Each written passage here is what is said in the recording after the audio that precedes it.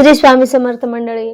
बघा, आजच्या व्हिडिओमध्ये श्रावण महिन्यामध्ये महादेवाची किंवा स्वामींची कुठली सेवा करावी, कशासाठी कुठली सेवा, किती सेवा करावी, ही माहिती आणलेली आहे. तर आपण व्हिडिओ पूर्ण बघा. व्हिडिओमध्ये अतिशय महत्त्वाची माहिती आहे.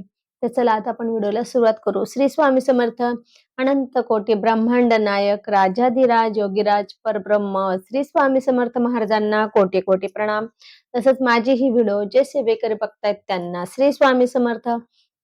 बघा मंडळी, आता श्रावण महिना आलेला आहे. 13 तारखेपासून श्रावण महिना सुरू होतो आणि श्रावणाचा पहिलाच दिवस जो आहे तो गुरुवार आहे बघा. त्यामुळे आपल्याला लगेच 2 दिवसात श्रावणी शनिवार येतो. शनिवार, सोमवार येतात आणि आपल्याला श्रावणामध्ये काय-काय सेवा करायची आहे, कशासाठी किती सेवा करायची हे आपण आजच्या व्हिडिओत बघणार आहे. तर बघा, श्रावणामध्ये आपण सगळेजण महादेवाची सेवा करतो. श्रावण हा महादेवाला समर्पित महिना आहे. आता हा महादेवाची सेवा करणारा महिना, आपण ह्या महिन्यामध्ये महादेवाची काय-काय सेवा करायची हे बघणार आहे. महादेवाचा आपण आपल्या घरातल्या महादेवाचे पिंड रुद्राभिषेक करा, रोज करा त्या 1 महिन्यासाठी. कारण की बघा, जे पण खाणारे पिणारे लोक असतात हे पण महिनाभर पाळत असतात. कारण की श्रावण महिना हा अतिशय पवित्र महिना मानला जातो आणि त्या लोकांचं असं म्हणणं असतं की वर्षभर खा आणि महिनाभर नका खाऊ, लगेच आपलं पुण्य म्हणजे सॉरी त्या पुण्याने आपलं वर्षभराचं पाप धुतलं जातं, अशी त्यांची मान्यता असते. परंतु तसं काही नसतं. पण एक आहे, तर आपण सुद्धा श्रावणामध्ये जास्तीत जास्त स्वामी सेवा करायची आणि महादेवाची पण सेवा करायची. आता महादेवाची सेवा आपण काय-काय करणार आहे बघा. सगळ्यात पहिले आपण आपली अंघोळ झाल्यानंतर आपली पितरांची सेवा हमखास करायची आहे. सगळ्यांनी पितरांची सेवा करायची. पितरांची सेवा कोणीही टाळायची नाही. पितरांची सेवा करणं खूप गरजेचं आहे आपल्या आयुष्यामध्ये. जेव्हा आपण पितरांची सेवा करतो त्यावेळेस आपल्याला पितृ लगेच आपल्या देवापर्यंत पोहोचत असतात किंवा गुरुपर्यंत पोहोचत असतात. देवाच्या आपल्यामध्ये पितृ उभे असतात, म्हणून पितरांची सेवा प्रत्येक घरामध्ये एका तरी व्यक्तीने केली पाहिजे. तर आपल्या घरात कोणी करो ना करो, आपण एकाने तरी करायची. तर बघा, पितृसेवा स्तुती स्तोत्र वाचायचं. ते कसं वाचायचं त्याची व्हिडिओ आहे. तर ते पितृस्तुती स्तोत्र रोज वाचायचं. त्यानंतर आपण देवांचे नित्य म्हणजे अंघोळ वगैरे झाल्यानंतर, देवांना अंघोळ वगैरे घातल्यानंतर आपण रोज महादेवाच्या पिंडीवर पाण्याने अभिषेक करा, रुद्राभिषेक करा, शिवमहिम्नाचा अभिषेक करा. पण आता तुम्हाला सांगते, रुद्राभिषेक करताना जर आपण रुद्राभिषेक केला तर आपल्याला म्हणजे सगळ्या आजारापासून मुक्ती मिळत असते. रुद्राभिषेक करून आपण ते तीर्थ घरातल्या सर्वांनी घ्यायचं असतं.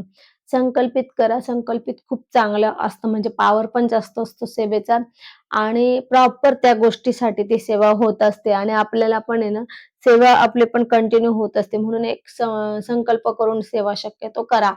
तर 1 महिन्यासाठी तरी आपण महादेवाचा रोज अभिषेक करायचा आहे. रुद्राभिषेक करा. रुद्राभिषेक करताना आपल्याला पूर्ण वाचायचं. म्हणजे पूर्ण काय वाचायचं, पहिले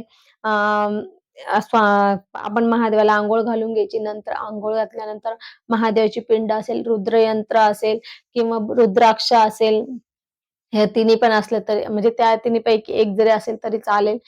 खंडोबाचा टाक, भैरवाचा टाक हे पण महादेवाचाच अवतार आहे. मग आपण कधी-कधी असं पण करू शकतो, आज महादेवाच्या पिंडीवर अभिषेक केला. अभिषेक तर आपल्याला रुद्राचा रोज करायचा आहे.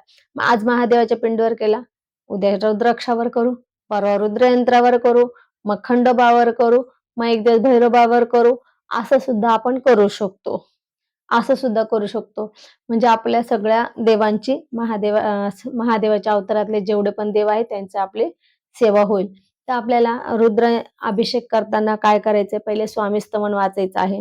नंतर एक माळ श्री स्वामी समर्थ मंत्र, 11 वेळा महामृत्युंजय मंत्र, 11 वेळा अमृत संजीवनी मंत्र, त्यानंतर संजीवनी मंत्र 1 वेळेला, त्यानंतर आपल्याला गणपती अथर्वशीर्ष, त्यानंतर श्री सूक्त, त्यानंतर रामरक्षा आणि रुद्र वाचन करायचं. रुद्र अध्याय, नमक चमक वाचायचं आहे. ते नमक चमक वाचल्यानंतर आपल्याला शिवमहिम्न वाचायचं आहे. नाहीतर शिव कवच वाचा, त्यानंतर शिवमहिम्न वाचा आणि कालभैरव अष्टक वाचा. ही आपल्याला एवढी सेवा, कमीत कमी एवढी सेवा तर आपल्याला करायची आहे. आपण एवढी सेवा रोज करायची. आम्हाला रोज त्या महादेवाच्या पिंडीवर अभिषेक करताना एवढं वाचायचं. वाचून झाल्यानंतर महादेवाच्या पिंडीवर 2 चमचे पाणी घालायचं. सांगायचं, ओम नमो महादेवाय नमः अभिषेकम समर्पयामी पहिल्या पळीला. नंतर पुन्हा दुसऱ्या पळीला पाणी वाहताना सांगायचं, ओम नमो महादेवाय नमः शुद्धोदक स्नानम समर्पयामि असं म्हणायचं. मग पुन्हा शुद्ध पाणी घालायचं आणि मग नंतर मग महादेवाची पिंड स्वच्छ पुसून मग देवघरात ठेवायची.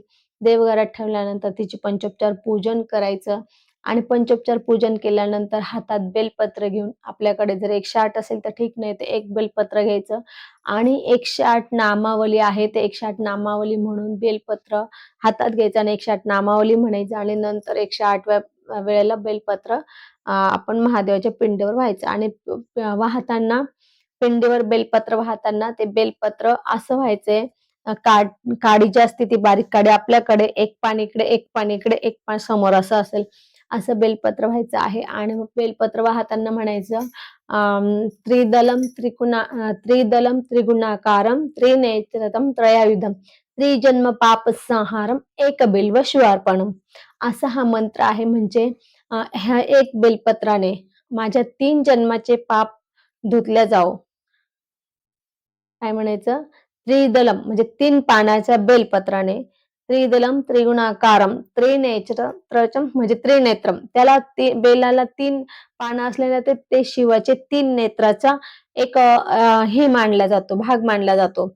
म्हणून बेलाला 3 पानं असतात. म्हणजे शंकराचे हे 2 डोळे आणि हा इथला डोळा म्हणून त्याला त्रिनेत्रम म्हणतात. हा मंत्र म्हणायचा असतो आणि हे बेलपत्र महादेवाला व्हायचं असतं.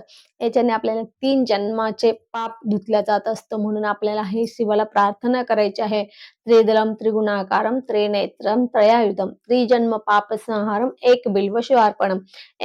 माझ्या एक बिल्वपत्राच्या सेवेने माझे 3 जन्माचे पाप धुतल्या जावो असं आपण शिवाला प्रार्थना करत असतो.